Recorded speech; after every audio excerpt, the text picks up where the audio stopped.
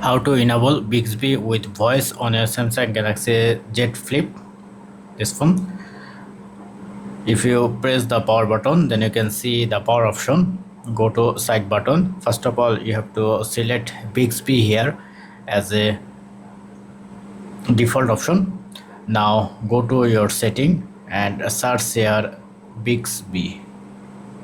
If you press on Bixby, then you can see Bixby setting.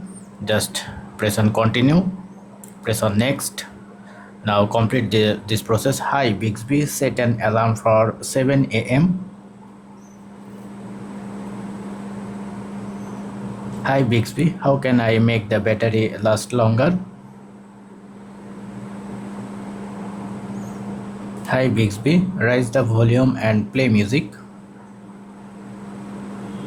And all's done. Then how you can rise here Bixby? I am selecting Bixby, then press on next.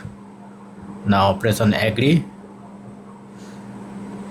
Oh, now let's check Bixby.